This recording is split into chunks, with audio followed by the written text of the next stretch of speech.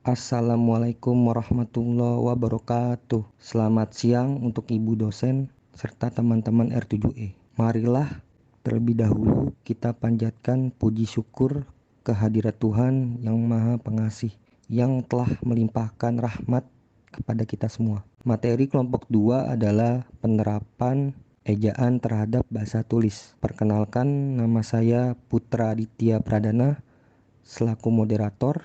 Anggota kelompok saya adalah Inaya Nur Aprilita, Karim Ratnawati, Nopia Asari, dan Riyandi Wasisto. Kelompok kami akan menjelaskan penerapan ejaan terhadap bahasa tulis. 1. Pemakaian huruf. 2. Pemakaian huruf kapital, huruf miring, dan huruf tebal. 3. Pemilihan kata. 4. Penggunaan kata serapan. 5. Pemakaian tanda baca. Nama saya Riyandi Wasisto dan di sini saya akan membacakan tentang pemakaian huruf. Yang pertama itu ada huruf abjad. Abjad adalah sistem penulisan yang menuliskan semua fonem, kecuali vokal. Dalam penggunaan bahasa Indonesia, istilah abjad juga bisa merujuk pada huruf alfabet, yang dimana masing-masing huruf menggambarkan satu bunyi atau lebih. Dalam huruf abjad, biasanya mempunyai urutan tetap, seperti pada alfabet yang terdiri dari 26 huruf, yang dimulai dari huruf A sampai huruf Z. Seperti contohnya itu di huruf A, di awal kata itu ada, contohnya ada ayam, aku, ayah. Lalu di huruf B, itu contohnya ada banteng, bau, dan boleh. Lalu yang kedua itu ada huruf vokal. Huruf vokal merupakan lambang khusus yang terdiri dari huruf A, I, U, E, dan huruf O. Khusus untuk penulisan huruf A dan E dapat disertai tanda agar bisa membedakan aksen dan pelafalannya. Seperti contohnya, kata A di awal kalimat itu ada kata air, di tengah kalimat itu kata tadi, di akhir kalimat itu kata bisa. Jadi huruf-huruf vokalnya itu ada di awal, di tengah, dan di akhir. Begitupun seterusnya. Huruf I itu ada kata ini, siang, nanti. Di huruf U itu untung, cumi, itu. Di huruf E, efek, peta, sate. Lalu di huruf O itu ada obat, kota, video. Lalu yang ketiga itu ada huruf konsonan. Konsonan merupakan bunyi atau ujaran bahasa yang terjadi karena adanya udara yang keluar dari paru-paru mendapat hambatan. Konsonan disebut juga huruf mati. Lalu contoh huruf konsonan itu yang pertama itu ada huruf D yang dimana awal katanya itu ada kata dua, di tengah katanya itu ada huruf ada, dan di akhir katanya itu ada kata abad. Kemudian F yaitu fakir, kafan, maaf. Kemudian G yaitu guna, tiga, dan gudeg. Lalu selanjutnya itu ada huruf diftong. Huruf diftong dalam bahasa Indonesia hanya ada ketika huruf vokal bertemu dengan huruf vokal lainnya. Huruf diftong sering juga disebut vokal rangkap. Hanya ada 4 bentuk huruf diftong, yaitu huruf A dan U, kemudian huruf A dan I, kemudian huruf O dan I, serta huruf E dan I. Seperti contohnya itu di huruf A dan U ada kalimat pertemuan nanti akan diadakan di ruang aula. Jadi A dan U-nya itu saling bertemu. Selanjutnya itu ada AI, kalimatnya itu Tono merupakan murid paling pandai di kelas. Di huruf O dan I itu ada kalimat Indonesia berhasil meraih poin di Olimpiade. Dan di kata E dan I itu ada kalimat kita harus survei tempatnya agar tahu. Selanjutnya itu ada gabungan huruf konsonan. Gabungan huruf konsonan adalah huruf konsonan yang terdiri dari dua konsonan yang bergabung dan melambangkan satu bunyi konsonan. Misalnya huruf K yang digabung dengan huruf H menjadi KH dan bisa dipakai pada kata contohnya itu khusus. Lalu contoh lain dari gabungan konsonan itu ada NG, kemudian NY, serta SY. Si contohnya itu di kata KH itu di awal kalimat ada khawatir, di tengah kata itu ada kata akhir, dan di akhir kata itu ada kata tarik. Lalu di kata NG itu awal katanya itu ada kata ngilu, di tengah katanya ada kata bangun, dan di akhir katanya itu ada kata senang. Kemudian di contoh huruf NY awal katanya itu kata nyata, dan tengah katanya kata banyak, dan terakhir kata SY yang di awal katanya itu ada kata syarat, dan di tengah katanya itu ada kata isyarat. Dan yang terakhir itu ada Pemenggalan kata. Pemenggalan kata adalah proses pemenggalan atau pemotongan kata sehingga kata bisa dituliskan dan dilafalkan atau dieja dengan baik. Seperti contohnya itu di huruf vokal yang berurutan, contohnya itu jail. Jadi huruf vokalnya itu A dan bertemu juga dengan huruf I yang sama-sama vokal. Selanjutnya itu ada soal, O bertemu A, dan selanjutnya itu ada taat, A bertemu dengan A. Lalu contoh lain itu ada konsonan di tengah vokal. Di contohnya itu kata bapak, A-nya itu vokal dan P-nya itu konsonan. Kemudian ada lawan dan terakhir ada kenyang. Selanjutnya, saya Karim Ratnawati akan menjelaskan tentang penggunaan huruf kapital, huruf miring, dan huruf tebal. Yang pertama adalah huruf kapital, yaitu huruf yang berukuran dan berbentuk khusus lebih besar dari huruf biasanya, serta digunakan sebagai huruf pertama dalam sebuah kalimat. Dalam menuliskan huruf kapital, terdapat banyak kaidah-kaidah atau aturan-aturan yang telah ditetapkan, diantaranya sebagai berikut. Ketentuan yang pertama ialah huruf kapital dipakai sebagai huruf pertama pada awal kalimat. Contohnya, boneka saya berwarna putih. Huruf B dalam kata boneka merupakan huruf kapital karena berada pada awal kalimat. Ketentuan yang kedua, huruf kapital dipakai sebagai huruf pertama petikan langsung. Contohnya, apakah kamu sudah mengerjakan tugas sekolah? Tanya ayahku. Huruf A pada kata apakah merupakan huruf kapital karena berada dalam petikan langsung. Ketentuan yang selanjutnya, huruf kapital dipakai sebagai huruf pertama dalam ungkapan yang berhubungan dengan nama Tuhan dan kitab suci, termasuk kata ganti untuk Tuhan. Contohnya, setiap hari siswa beragama Islam membaca Al-Quran. Huruf A dalam kata Al-Quran merupakan huruf kapital karena Al-Quran merupakan sebuah kata yang berhubungan dengan kitab suci. Ketentuan yang selanjutnya, huruf kapital dipakai sebagai huruf pertama nama gelar kehormatan, keturunan, dan keagamaan yang diikuti nama orang. Contohnya, Raden Ajeng Kartini. Awalan huruf pada kata Raden Ajeng Kartini merupakan huruf kapital, karena Raden Ajeng merupakan gelar keturunan yang diikuti dengan nama orang, yaitu Kartini. Sebagai catatan tambahan, huruf kapital tidak dipakai sebagai huruf pertama nama gelar kehormatan, keturunan, dan keagamaan yang tidak diikuti dengan nama orang. Misalnya, dia baru saja diangkat menjadi sultan. Kata sultan di sini tidak menggunakan huruf kapital karena tidak diikuti dengan nama orang. Ketentuan yang selanjutnya adalah huruf kapital dipakai sebagai huruf pertama unsur nama jabatan dan pangkat yang diikuti dengan nama orang yang dipakai sebagai pengganti nama orang tertentu, nama instansi, atau nama tempat. Contohnya adalah Gubernur DKI Jakarta Anies Baswedan mengatakan kondisi pandemi di Jakarta mulai terkendali. Awalan huruf pada kata gubernur menggunakan huruf kapital karena gubernur mengandung unsur nama jabatan atau pangkat yang diikuti dengan nama orang yaitu Anies Baswedan. Sebagai catatan tambahan, huruf kapital tidak dipakai sebagai huruf pertama nama jabatan dan pangkat yang tidak diikuti nama orang atau nama tempat. Misalnya, siapa gubernur yang baru dilantik itu? Kata gubernur di sini tidak menggunakan awalan huruf kapital karena tidak diikuti dengan nama orang. Ketentuan yang selanjutnya, huruf kapital dipakai sebagai huruf pertama unsur-unsur nama orang. Awalan huruf pada kata Bapak Proklamator menggunakan huruf kapital karena mengandung unsur nama orang, yaitu Bapak Soekarno. Ketentuan selanjutnya, huruf kapital dipakai sebagai huruf pertama nama bangsa, suku bangsa, dan bahasa. Contohnya, restoran ini menyajikan menu masakan Jawa. Awalan huruf pada kata Jawa merupakan huruf kapital karena kata Jawa merupakan nama dari suku bangsa. Ketentuan selanjutnya, huruf kapital dipakai sebagai huruf pertama nama tahun, bulan, hari, hari raya, dan peristiwa sejarah. Contohnya adalah, kami akan berlibur pada hari Sabtu. Awalan huruf pada kata Sabtu menggunakan huruf kapital karena Sabtu merupakan nama hari. Ketentuan berikutnya, huruf kapital dipakai sebagai huruf pertama nama geografi. Contoh, tempat wisata itu berada di Provinsi Jawa Timur.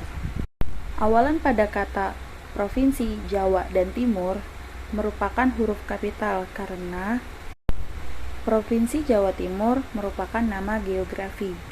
Sebagai catatan, huruf kapital tidak dipakai sebagai huruf pertama istilah geografi yang tidak menjadi unsur nama diri. Misalnya berlayar ke Teluk. Teluk di sini tidak menggunakan huruf kapital karena tidak mengandung unsur nama diri.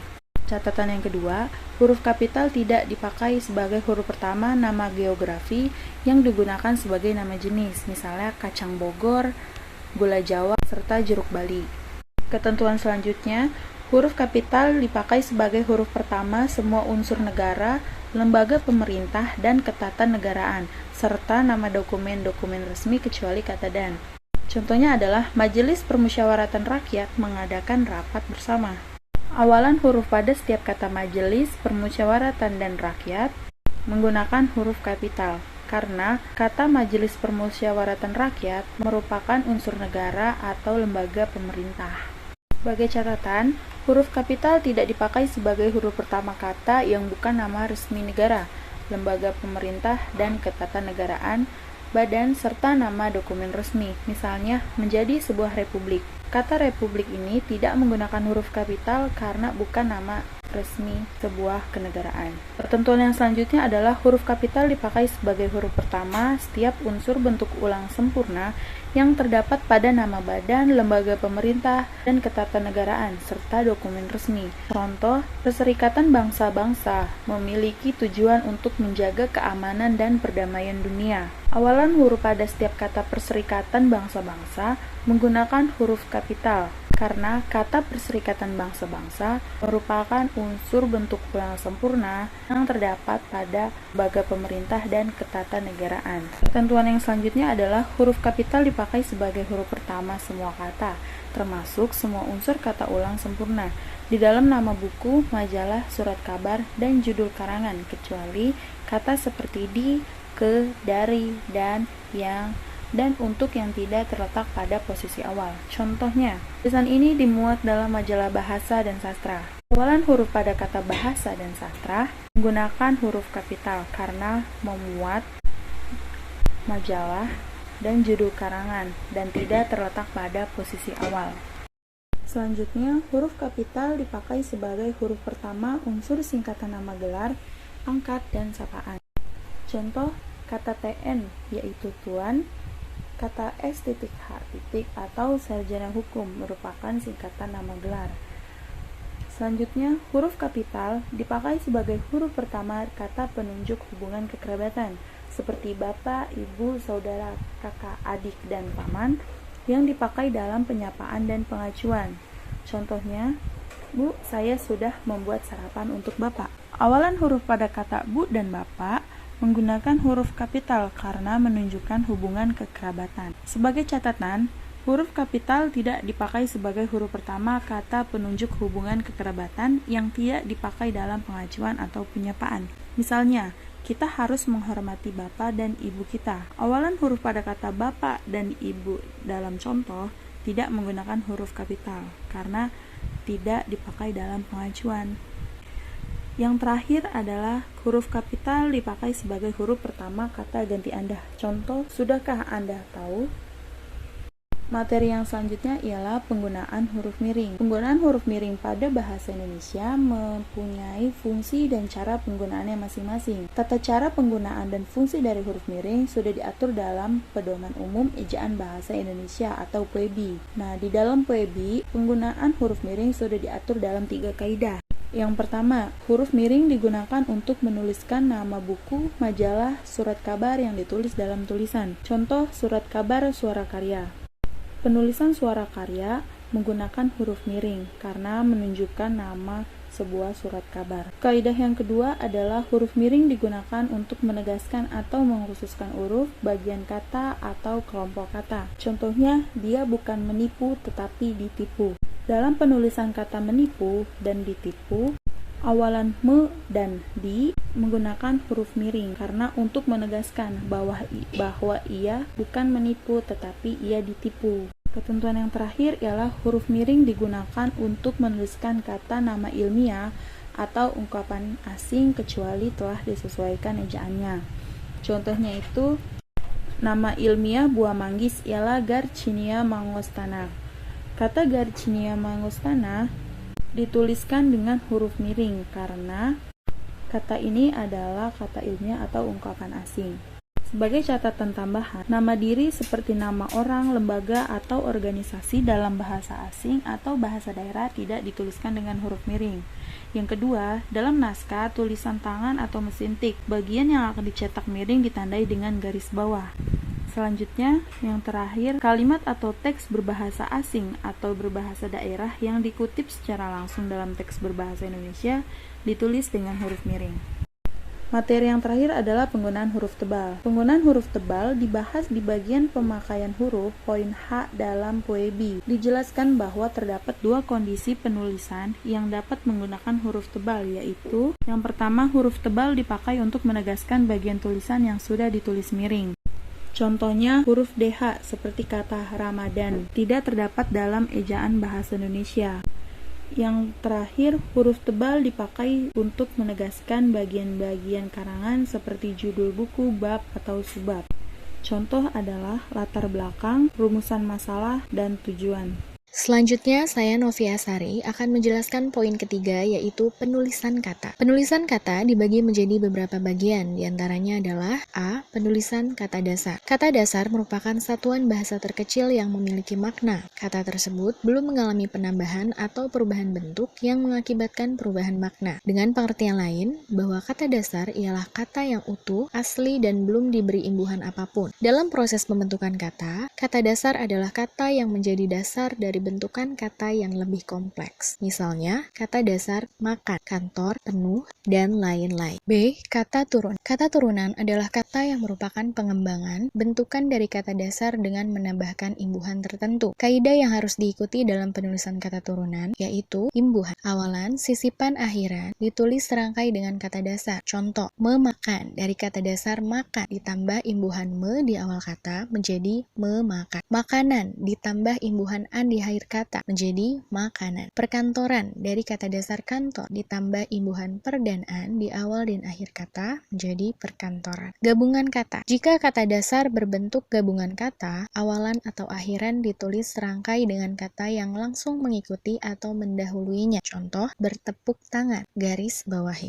C. Kata ulang. Kata ulang ditulis secara lengkap dengan menggunakan tanda hubung. Contoh, kata ulang tunggal, lumba-lumba, kupu-kupu. Kata ulang jamak, anak-anak, buku-buku. Kata ulang yang berbentuk berubah beraturan, sayur-mayur, ramah-tamah. D. Gabungan kata. Penulisan gabungan kata dapat dipilah menjadi 5, yakni pertama, gabungan kata yang lazim disebut kata majemuk ditulis terpisah atas unsur-unsurnya. Misalnya, kambing hitam, meja hijau, papan tulis, dan orang tua. Kedua, gabungan kata yang dianggap sebagai satu kesatuan ditulis rangkai, misalnya kacamata, beasiswa, duka cita, olahraga. 3. Gabungan kata yang salah satu unsurnya dipakai dalam kombinasi ditulis rangkai, misalnya multimedia, mahasiswa, mancanegara, pasca sarjana, tuna netra. 4. Gabungan kata yang mendapat awalan dan akhiran sekaligus ditulis rangkai, misalnya dipertanggungjawabkan, pemberitahuan, menyebarluaskan, ketidakadilan. 5. Gabungan kata,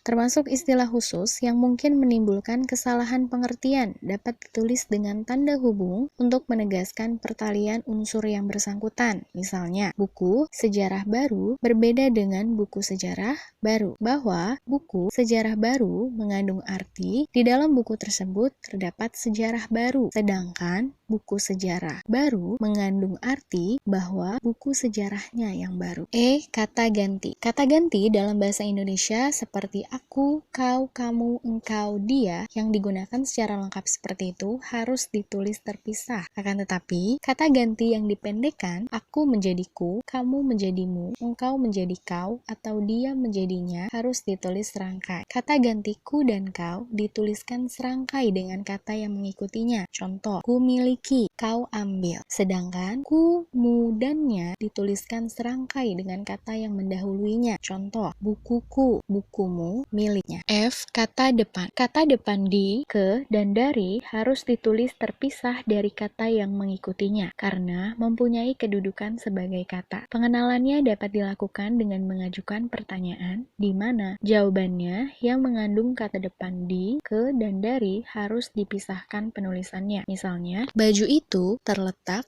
di dalam lemari. Mari kita berangkat ke pasar. Ibu datang dari Bandung kemari. Kecuali jika berupa gabungan kata yang sudah lazim dianggap sebagai suatu kata ditulis serangkai seperti kepada dan daripada. G. Partikel. Dalam pedoman ejaan bahasa Indonesia yang disempurnakan tahun 1994 disebutkan bahwa terdapat partikel lah, tah, kah, dan pun yang ditulis serangkai dengan kata yang mendahulunya. Misalnya, tulislah, mungkinkah, apatah, dan walaupun. Ejaan bahasa Indonesia memilah pemakaian partikel pun menjadi dua, yakni pertama, partikel pun ditulis serangkai apabila unsur itu sudah padu dengan kata yang mendahulunya. Contoh, meskipun, adapun, kalaupun. Dua, bentuk pun ditulis terpisah dengan kata yang mendahulunya apabila unsur itu ataupun didahului oleh kata kerja, kata ganti, kata benda, dan kata sifat. Contoh, kami pun, peda pun, harga mahal pun. H. Singkatan dan akronim. Singkatan merupakan bentuk yang dipendekkan yang terdiri atas satu huruf atau lebih. Kaidah penulisan singkatan meliputi singkatan nama orang, nama gelar, sapaan, jabatan, atau pangkat. Contoh, SBY, M. Hum, SDR Budi, Kol Soeharto. Singkatan nama resmi lembaga pemerintah dan ketatanegaraan, badan atau organisasi, serta nama dokumen resmi. Contoh, DPR, SMUN, PT, KTP. Singkatan umum yang terdiri atas 3 huruf atau lebih diikuti oleh satu titik. Contoh, DLL, DST, HLM, SDA. Tetapi, apabila terdiri atas 2 huruf, ditulis dengan 2 titik. Contoh, A.N. S.D. U.B. Akronim. Akronim merupakan singkatan yang berupa gabungan huruf awal, gabungan suku kata, ataupun gabungan huruf dan suku kata dari deret kata yang diperlakukan sebagai kata. Kaidah penulisan akronim meliputi akronim nama diri yang berupa gabungan huruf awal dari deret kata yang ditulis seluruhnya dengan huruf kapital. Contoh, ABRI, IKIP, ASI. Akronim nama diri yang berupa gabungan suku kata atau gabungan huruf dan suku kata dari deret kata ditulis dengan huruf awal huruf kapital. Contoh, UNUD, AKABRI, BAPENAS, KOANI. Akronim yang bukan nama diri yang berupa gabungan huruf, suku kata, ataupun gabungan huruf dan suku kata dari deret kata seluruhnya dengan huruf kecil. Contoh, pemilu, rapim, tilang. I. Angka dan lambang. Angka dipakai untuk menyatakan lambang bilangan atau nomor. Di dalam tulisan lazim digunakan angka Arab atau angka Romawi. Angka Arab 0, 1, 2, 3 dan seterusnya. Angka Romawi 1, 2, 3 dan seterusnya. Penulisan angka yang digunakan untuk menyatakan ukuran panjang, luas, satuan waktu, nilai uang, dan kuantitas. Misalnya 1 cm 5 kg, pukul 17.30, Rp 5.000, dan 25 orang. Penulisan angka yang menunjukkan bilangan utuh yang besar dapat dieja sebagian supaya lebih mudah dibaca. Misalnya 300 juta, 500 juta. Penulisan bilangan tingkat dapat dilakukan dengan cara berikut. Misalnya bab 1, abad ke-21. Penulisan lambang bilangan dengan huruf dilakukan sebagai berikut. 14, 45, 455, setengah, 3/4. Saya Putra Aditya Pradana ingin menjelaskan penulisan kata serapan. Dalam perkembangannya, bahasa Indonesia menyerap unsur dari bahasa lain, baik dari bahasa daerah maupun bahasa asing seperti Sanskerta, Arab, Portugis, Belanda, dan Inggris. Fungsi dari penyerapan kata yaitu untuk memperkaya kosakata terdapat dalam bahasa Indonesia. Ini karena bahasa Indonesia sifat dinamis dan terbuka. Selanjutnya, jenis-jenis kata serapan. Jenis-jenis kata serapan dapat diklasifikasikan dalam 2 kategori, yaitu berdasarkan bahasa asal dan berdasarkan proses integrasi atau penyerapan katanya. 1. Kata serapan berdasarkan bahasa asal. Berdasarkan bahasa asal digolongkan menjadi 2 macam, yaitu kata serapan dari bahasa daerah dan kata serapan dari bahasa asing. A. Kata serapan dari bahasa daerah. Contohnya bisa kita lihat. Bentuk dasar budak, bentuk serapannya adalah tuli, sumber bahasa Jawa. Bentuk dasar gede, bentuk serapannya adalah besar. Sumber bahasa Jawa. Bentuk dasar gigi, bentuk serapannya adalah tangguh. Sumber bahasa Minangkabau. B. Kata serapan dari bahasa asing. Selain dari bahasa daerah, kata serapan bahasa Indonesia juga banyak berasal dari bahasa asing. Contohnya sebagai berikut. Bentuk dasar cancer, bentuk serapan kanker, sumber bahasa Inggris. Bentuk dasar ideal, bentuk serapan ideal, sumber bahasa Belanda. Bentuk dasar akta, bentuk serapan akta, sumber bahasa Portugis. 2. Kata serapan berdasarkan penyerapan katanya. A. Adopsi. Adopsi adalah penyerapan kosakata asing ke dalam bahasa Indonesia tanpa mengubah ejaan, lafalan, dan penulisan. Contohnya bisa kita lihat. Bentuk serapan pizza, sumber bahasa Italia. Bentuk serapan halal, sumber bahasa Arab. Bentuk serapan radio, sumber bahasa Inggris. Bentuk serapan sushi, sumber bahasa Jepang. B. Adaptasi. Adaptasi merupakan proses penyerapan kata asing yang digunakan karena memiliki makna sama dalam bahasa Indonesia. Namun, kata tersebut telah mengalami perubahan dalam bahasa Indonesia, mengalami perubahan dalam ejaan, pengucapan, dan penulisannya sesuai dengan kaidah bahasa Indonesia. Contohnya bisa kita lihat. Bentuk asal music, bentuk serapan musik. Bentuk asal coffee, bentuk serapan kopi. Bentuk asal discount, bentuk serapan diskon. Bentuk asal akhlak, bentuk serapan akhlak. Jemahan. Jemahan merupakan proses penyerapan unsur-unsur bahasa asing dalam bahasa Indonesia melalui penerjemahan kata-kata asing. Penerjemahan ini dilakukan dengan cara memilih kata-kata asing, kemudian diterjemahkan ke dalam bahasa Indonesia. Contohnya bisa kita lihat.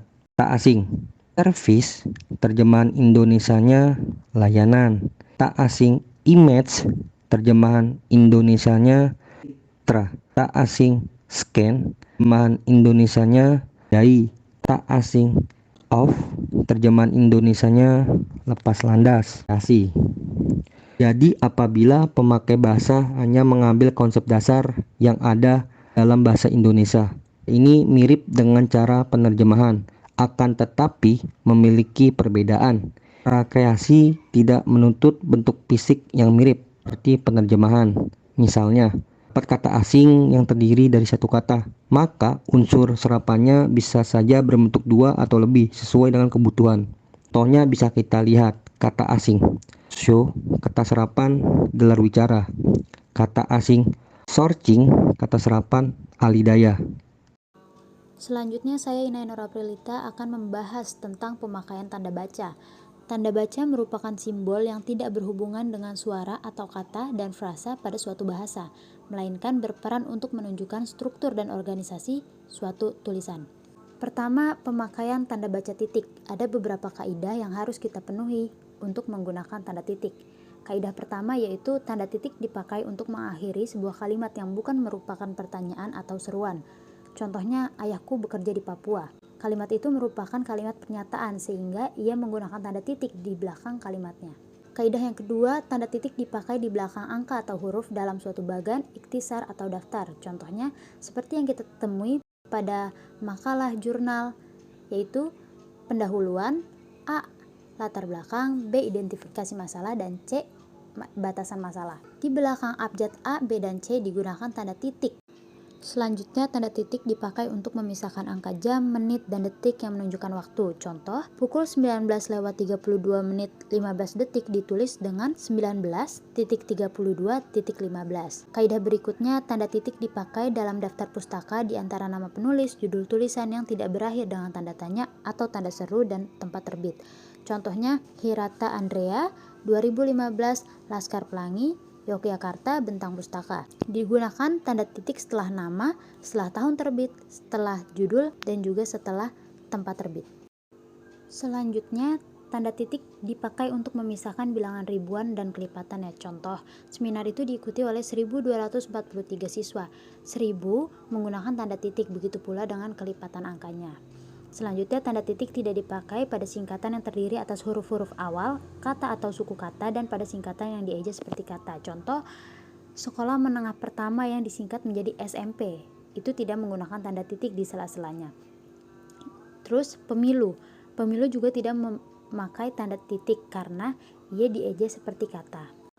Kemudian, tanda titik tidak digunakan di belakang judul yang merupakan kepala karangan, kepala ilustrasi tabel, dan sebagainya. Contoh seperti judul-judul yang kita temui pada jurnal, artikel, blog, web, atau makalah itu tidak menggunakan tanda titik di belakangnya. Contoh, Cinta Tanah Air itu merupakan judul dari salah satu blog yang tidak memakai titik. Kaidah titik yang terakhir yaitu tanda titik tidak digunakan di belakang alamat pengirim dan tanggal surat serta di belakang nama dan alamat penerima surat. Contohnya, Jakarta 13 April 2021. Di belakang 2021 itu tidak menggunakan tanda titik. Selanjutnya saya menjelaskan kaidah menggunakan tanda koma pada bahasa tulis. Dalam menggunakan tanda koma ada beberapa kaidah atau aturan yang harus dipenuhi seperti tanda koma dipakai di antara unsur-unsur dalam suatu perincian atau pembilangan. Contoh, ibu pergi ke pasar membeli apel, jeruk, dan semangka. Apel, jeruk, dan semangka merupakan suatu perincian atau pembilangan. Kaidah berikutnya, tanda koma harus memisahkan kalimat setara yang satu dari kalimat setara berikutnya yang didahului kata melainkan, tetapi, dan sedangkan. Contoh, Ayah Caca bukan seorang polisi, melainkan seorang tentara. Seorang polisi dan seorang tentara merupakan kalimat yang setara sehingga ia menggunakan tanda koma setelah kata polisi. Kaidah berikutnya, tanda koma digunakan untuk menjelaskan anak kalimat dengan induk kalimat apabila anak kalimat mendahului induk kalimat. Biasanya anak kalimat didahului oleh kata penghubung. Contohnya, agar tetap sehat, masyarakat harus menjaga kebersihan lingkungan. Tetap sehat merupakan anak kalimat, sedangkan masyarakat harus menjaga kebersihan adalah induk kalimat. Pada kalimat tersebut juga menggunakan kata penghubung agar. Jadinya ia memakai tanda koma setelah anak kalimat itu tetap sehat. Kaidah berikutnya, tanda koma digunakan di belakang kata atau ungkapan penghubung antar kalimat yang terdapat pula awal kalimat seperti oleh karena itu, lagi pula, meskipun begitu, akan tetapi, namun, dan lain-lain. Contohnya, oleh karena itu kita harus tetap rukun. Pada kalimat tersebut menggunakan tanda koma setelah kata penghubung oleh karena itu. Kemudian tanda koma digunakan di belakang kata-kata seperti oh, ya, wah, aduh, kasihan yang terdapat pada awal kalimat. Contohnya, aduh, kepala saya pusing, menggunakan tanda koma setelah kata aduh. Kemudian tanda koma digunakan di antara 1. Nama dan alamat, 2. Bagian-bagian alamat, 3. Tempat dan tanggal, 4. Nama tempat dan wilayah atau negeri yang dituliskan secara berurutan. Contoh, Jaka, Lenteng Agung, Jakarta Selatan. Jaka merupakan nama, Lenteng Agung dan Jakarta Selatan merupakan tempat. Sehingga setelah kata nama dan tempat digunakan tanda koma. Kaidah berikutnya yaitu tanda koma digunakan untuk memisahkan petikan langsung dari bagian lain dalam kalimat. Contoh, Amanda sedang berlibur ke Bali, kata Alea. Kata Bu Ririn, semua siswa harus patuh terhadap aturan sekolah. Setelah kata Bu Ririn menggunakan tanda koma karena untuk memisahkan petikan langsung dari bagian lain. Kemudian tanda koma digunakan untuk menceritakan bagian nama yang dibalik susunannya dalam daftar pustaka. Contoh, Hirata Andrea, 2005, Laskar Pelangi, Yogyakarta, Bentang Pustaka. Nama Andrea Hirata yang sudah dibalik menjadi Hirata Andrea disisipkan tanda koma. Kaidah berikutnya, tanda koma digunakan di antara nama orang dan gelar akademik yang mengikutinya untuk membedakannya dari singkatan nama keluarga atau marga. Contohnya, Tuan Abdul Hamid, SPD. Setelah nama, diberikan tanda koma, lalu dimasukkan gelar yang ia miliki. Kemudian tanda koma digunakan untuk mengapit keterangan tambahan dan keterangan aposisi. Contoh, semua kelas, termasuk kelas saya, akan mengadakan bakti sosial.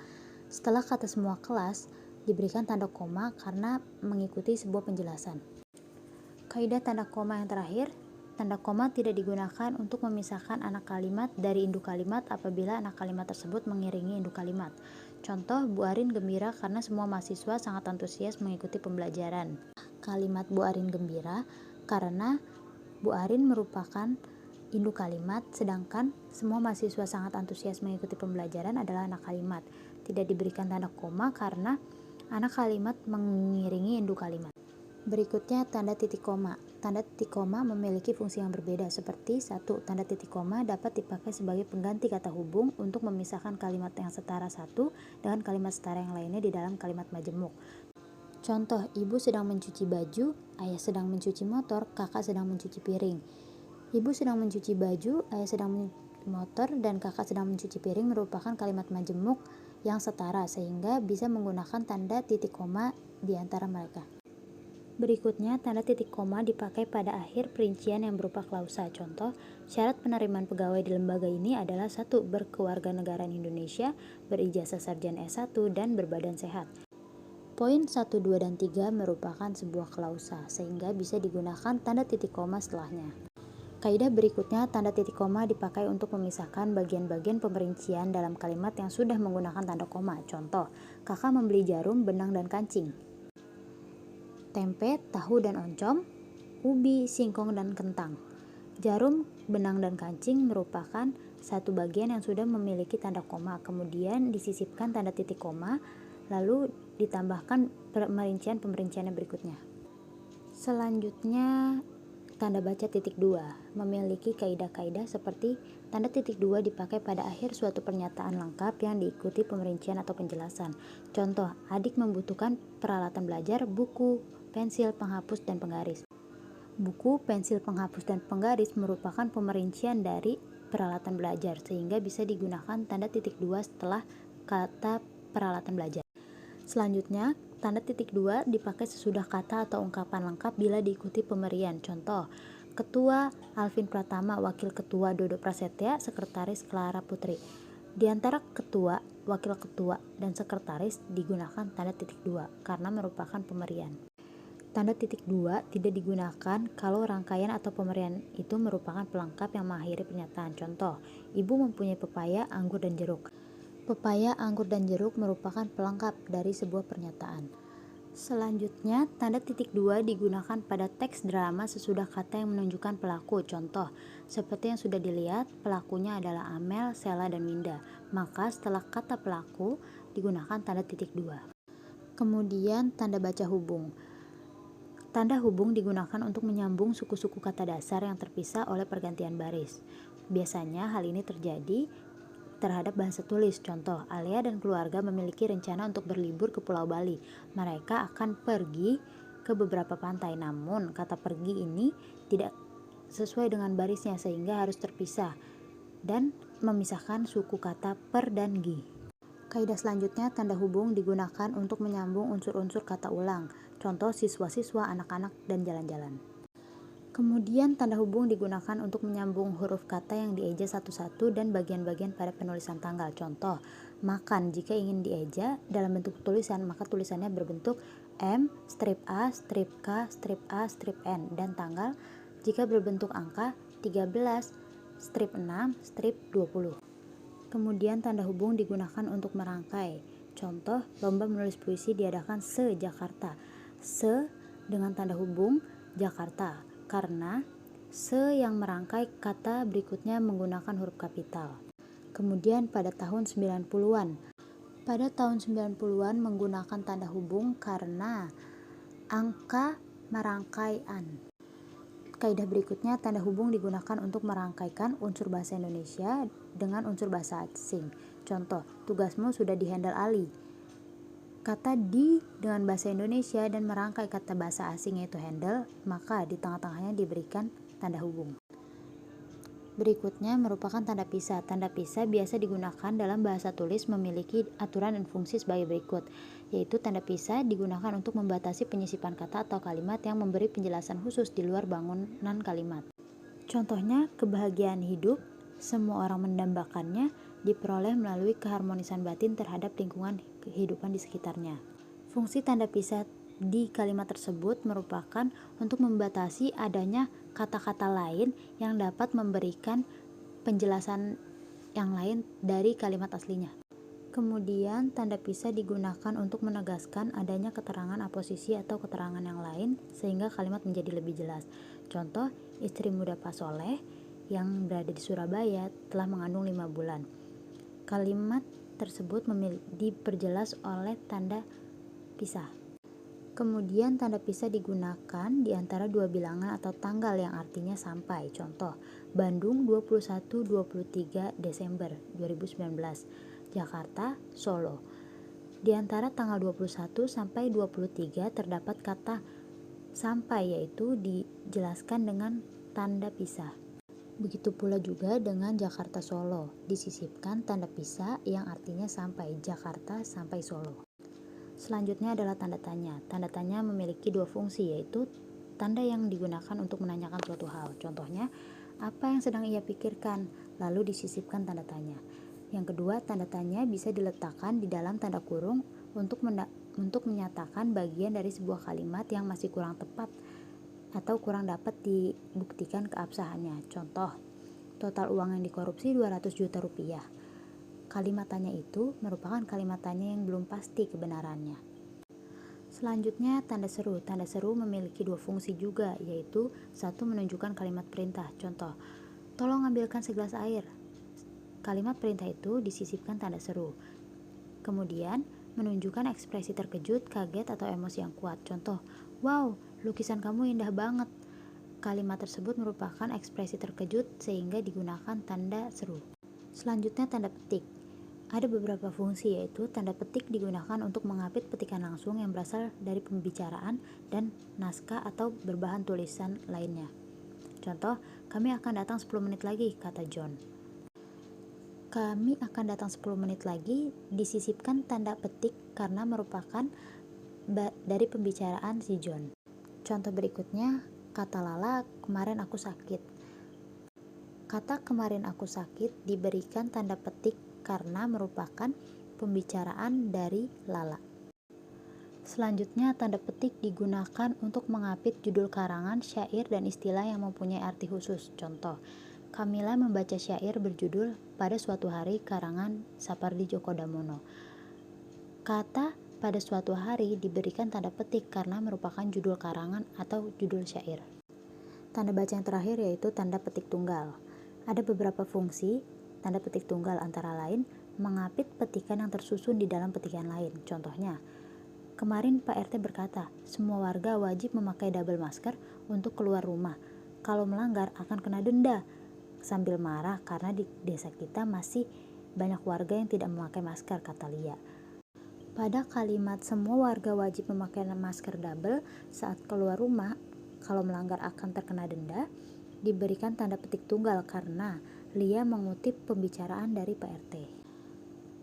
Kaidah terakhir yaitu tanda petik tunggal dalam teknik menulis digunakan untuk mengapit makna, terjemahan, atau penjelasan kata ungkapan asing. Contoh, la tahzan, jangan bersedih. Kata jangan bersedih menggunakan tanda petik tunggal karena terjemahan dari kata la tahzan. Begitu juga feedback yang artinya umpan balik. Umpan balik diapit oleh tanda petik tunggal karena merupakan sebuah terjemahan.